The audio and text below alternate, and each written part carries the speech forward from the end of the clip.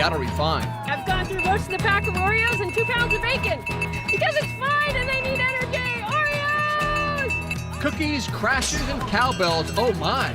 It's an impressive display of pedal power as Northwest cyclists party off-road and out of bounds. Plus, talk about being frozen with shock. Before we knew it, suddenly Kristen Bell shows up and we're like, whoa, what is going on? Find out if these former high school theater nerds are ready for a primetime rewind. Then our Refined Book Club goes deep. I kept thinking, who's talking and who's relaying what part of their inner soul? It felt real. It felt very real to me. The provocative read that brought out some unexpected emotions. Seattle Refined starts now.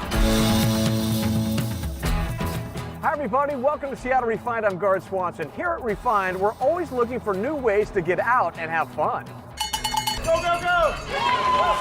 We found one lively new phenomenon growing by leaps and bounds around here. As a matter of fact, folks are literally leaping over barriers and bounding up hills, all while carrying bikes. Cyclocross is the coolest, craziest, and downright dirtiest thing on 2 wheels. We tagged along with a member of our Refined team as he transformed from our mild-mannered editor to weekend warrior. Around our Seattle Refined offices, video editor Dan Liberator is known as a nice guy and team player. Hey Dan, is it cool if you stay late today? And you might have to come in early tomorrow too. Hey Dan, all that stuff you edited, it was great. I just need you to do it all again.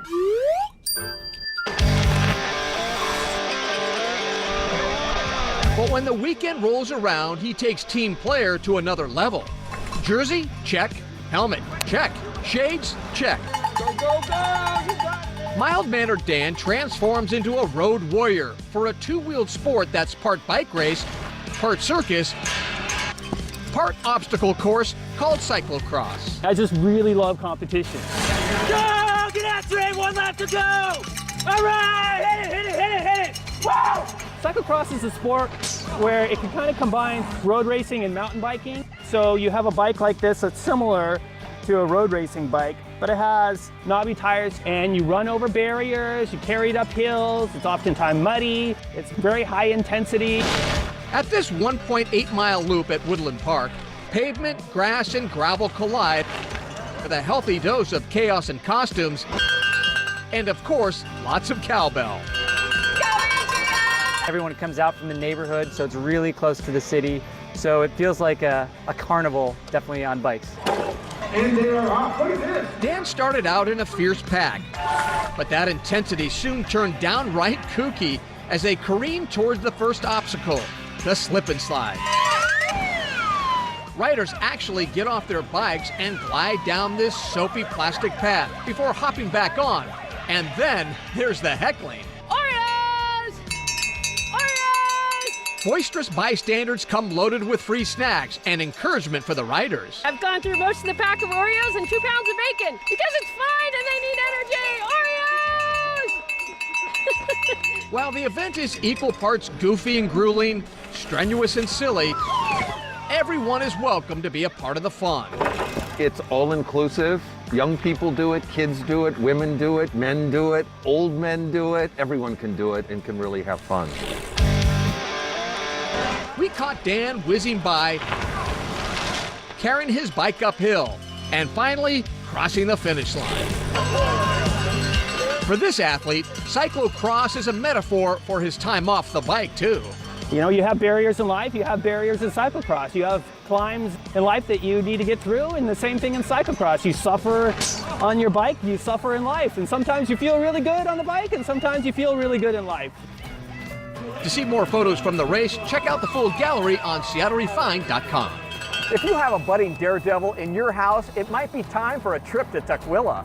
That's where a new business called the Flying Circus has kids freaking out. The 83,000 square foot extreme air sports park is the world's largest. What's an air sports park? Good question. Sure, the Flying Circus has trampolines, but it also includes a ninja obstacle course, dodgeball, slack lines, and rock climbing, and so much more. You can check it all out on our website. You've only got 10 more days to snag a ticket to one of the most provocative plays of the season. The Humans is playing now through the 17th at the Seattle Rep. It's a Tony Award-winning play about a dysfunctional family celebrating Thanksgiving in Lower Manhattan. The all-star cast includes Richard Thomas, yes, that's John Boy from the Waltons, and Tacoma's very own Pamela Reed. Or if you're in the mood for something a bit more upbeat, the musical Holiday Inn is still going strong at the Fifth Avenue Theater. The stage adaptation of the classic film is loaded with Irving Berlin songs and star power, including the one and only Lorna Luft. It plays through the end of the year. If you were a theater geek in high school, this next story is for you. A lot of people dream about reliving their high school glory days, and now thanks to a new special debuting Sunday here on Como, one group of lucky 30-somethings is going to get that chance. Hey. Oh my God! This is happening. Is this like just amazing? There was a lot of surprises involved in the whole thing. Seattle flight attendant Carrie Comerford still can't believe what happened when she and 7 classmates showed up at the California high school they graduated from 20 years ago. We were just kind of told that a group of us were getting together from my high school that were involved in theater, and maybe we'll be performing something. And so suddenly we showed up day of. Before we knew it, suddenly Kristen Bell shows up and we're like, whoa, what is going on? And then the next thing we know, we're being told, oh yeah, you're doing Into the Woods. Turns out it wasn't a mini class reunion. It's a monster ABC reality show called Encore, hosted by TV and movie star Kristen Bell. You know, the one from Frozen. 'Cause for the first time in forever, there'll be music, there'll be light.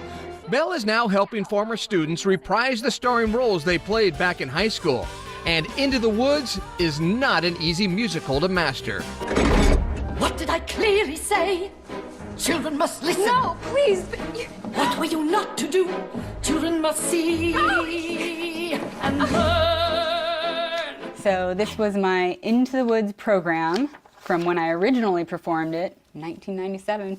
So this was me as Rapunzel in the uniform, or the costume I was wearing, I should say.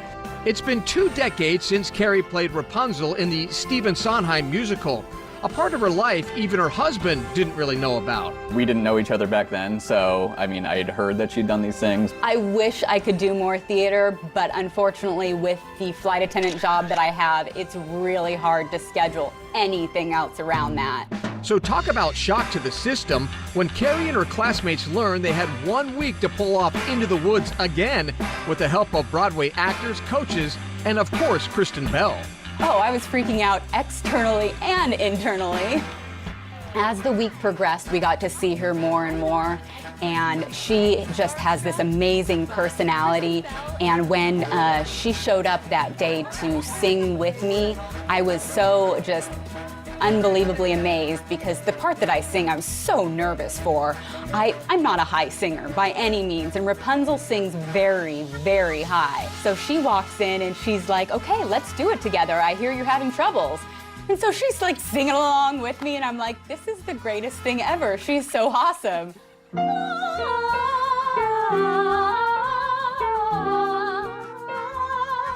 But it wouldn't be a reality show without a little drama. And there were little things like, you know, a character kissing another character in the show. Things like that where, well, if you're not a theater person anymore, you don't want that to interrupt your life at home and your kids and to confuse your kids and stuff like that. So I think that was really the biggest drama that happened. So how did the final performance turn out? You'll have to watch Encore this Sunday to find out. But according to Carrie's husband, she deserved a standing ovation. So getting to see her go through all of it in a week was entertaining for me. And then getting to see the actual show at the end was really great, and very proud of her. Encore premieres this Sunday night at 10 right here on Como. Seattle Refined is just getting started, hitting the slopes in high fashion. These are definitely not your mom's ski outfits. Find out why these looks are ready for the chairlift and the catwalk. But first, a red-hot read ignites one fiery discussion. And I couldn't decide if that was arrogance or if she really, really knew her that well. We'll break down Burning Girl next. But first, you can enter for your chance to win a trip for 4 on a Clipper Vacations Christmas by the Sea trip. Just log on to SeattleRefined.com/Clipper and complete the online entry form. The prize is for the December 17th Clipper sailing. Good luck, everybody. Welcome back to the show. I'm GAARD Swanson. You know, our latest Refined Reads book club really evokes strong feelings from readers. Claire MESSUD's Burning Girl tells the painful story of two adolescent girls whose friendship slowly disintegrates over time. We met up at our sponsor, University Bookstore, for a conversation brimming with emotion. We are here to talk about one of the scariest worlds, in my personal opinion, which is the worlds of like young middle school age girls, which is terrifying. Everyone could relate to November's Refined Reads pick, The Burning Girl. It centers on the intense friendship between Julia and Cassie, friends since nursery school who share everything. I really related with Julia, who's always keeping other people from breaking rules. The story is told from the perspective of Julia, who is reserved and sensitive. The complete opposite of her best friend Cassie, who is mischievous and wears her emotions on her sleeve. What I loved when they were friends and they were understanding each other and they were escaping to their secret villa and making up stories, and they weren't jerks to each other. They were really relying on each other. They told each other things. They didn't have the highs and lows that a lot of middle school kids have. But as the girls enter high school, they grow apart as Cassie sets out on a dangerous path and their friendship implodes, something that weighed heavily on the hearts of our readers. I had a good friend in 6th grade and had this friend all the way through high school. And then as a junior, she told me one day, oh yeah, your boyfriend that you've been dating for a year and I are getting together. He doesn't love you anymore. So I lost them both in the same day. I have a daughter and a son. They're a year apart. It takes a village to raise these kids. But then as they get older, now you're in 8th grade, they start to split, and then high school, the suicidal thoughts kick in. I mean, I've lived through it. It's very difficult. Hi, Terry. University Bookstore's Terry Tazioli was lucky enough to chat with author Claire MESSUD, who recently visited Seattle. She wants this book to help readers take a look at themselves. I think the question of how well do we know ourselves, I mean, there are people to whom mercifully it's never given, they just don't ask the question, right? And I feel like then they don't end up in some hall of mirrors wondering. There was a long time in my life when I thought, things are getting clearer, I get to know more, you know, the world is rational, it all makes sense, we know each other in certain ways. And then you come to some realization sort of halfway through life where you're like, you know what, none of us knows anything, we're never gonna know anything, it's all a mystery. Our readers couldn't agree more. Does anyone have a favorite passage? Sometimes I felt that growing up and being a girl was about learning to be afraid. Not paranoid exactly, but always alert and aware, like checking out the exits in the movie theater or the fire escape in a hotel. And I think, one, it's very timely to what's happening, coming out every day, but it also made me think about the stage. We're going from being girls to young women. If you want to see more of our interview with Burning Girl author Claire MESSUD, check out our Facebook page. Still ahead, talk about pouring back a cold one. Refined visits a hotspot that puts the burr in bar. Plus, the local man making some of the world's most sought-after guitars.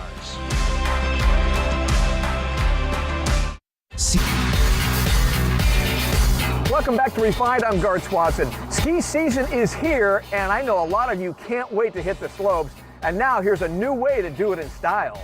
A local company called Cordova is upping the fashion game when it comes to ski suits. As you can see, these models belong on the catwalk and the bunny slope. And there's an interesting story behind this luxury ski suit line. To read Refined's interview with the CEO, head to SeattleRefined.com. Speaking of hitting the slopes, one of the world's premier ski resorts is just a hop, skip, and jump across the border from us. But Whistler, BC is much more than just skiing. The Alpine Village also has quite a food and dining scene, including the world's coldest vodka ice bar. Refined's Carrie Brandenburg bundled up to check it out. Barefoot Bistro isn't just a restaurant, it's an experience. You can step away from your table to savor a champagne bottle or walk into the world's coldest vodka ice bar. Of course, I had to do both. Refine's managing editor, Britt Thorson, joined me for the very cool assignment. Safety first, we put on some serious coats. You set? Yeah, let's do it. Excellent. All right. We're gonna hang out on the left side of the room. Coat today. on. We're in the Kettle One Ice Room here at the Barefoot Bistro. Yes. But we do have vodkas from all over the world. Wow, look at this. And how many people could you host in here at one time? We'll bring up to 20 people at a time. The whole point of coming into the cold is gonna take a lot of that burn away from the alcohol. I mean, it's vodka, but it's not, right? Vodka is vodka, but it is so much smoother than the normal, like, vodka. Well, as amazing as this place is, we're freezing, and we need to eat dinner before we have any more vodka. So thank you so much. I think we'll head into the warmth of the lobby Excellent, now. right this way. If vodka isn't your thing, then Barefoot Bistro also dominates in the wine department. It houses the largest wine cellar in British Columbia with 28,000 bottles and a $60,000 bottle of cognac. But one of the main reasons people come down here. We come down to Barefoot Bistro Wine Cellar to savor champagne. Savor champagne. We like to have a lot of fun here. One of the fun things that we do is we chop bottles of wine open using a weapon. I love it, Yes. and I get to try it. You get to go back and forth, and you're on your own. It's whenever. Okay. Oh no.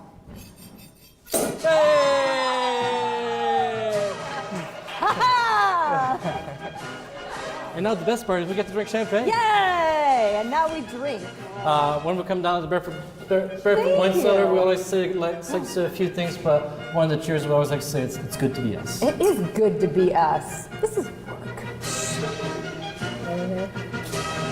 To see more of Refine's adventures in Whistler, check out our website. We'll be right back. Welcome back to the show. I'm GAARD Swanson. Well, Seattle is known for some amazing guitar players like Jimi Hendrix, to Heart's Nancy Wilson, to Pearl Jam's Mike McCready. But now a local craftsman is also putting the region on the map, not for playing guitar, but for making them. Refine's John Prentice has the story.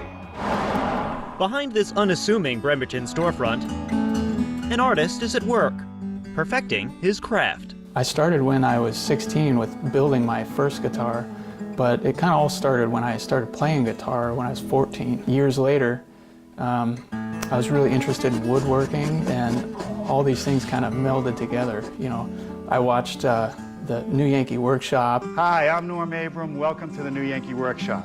A little bit of glue, and I'm just sanding it all smooth. So Norm, our New Yankee Workshop, always had these big machines. You feed the piece of wood in there, right into a planer. Right. We're working with this. Right. What is this? Oh, it's just a tiny little hand plane. I thought they looked like ducks, so I drew a little eye on there, and now they're my duck planes. They're exactly what I needed for this job, so you know, I can carve this scallop. John Thayer says making custom guitars is all about the details. Woods, how I'm gonna carve it, inlay, finish, and then plus the sound. It kind of has its own signature sound. It's a process.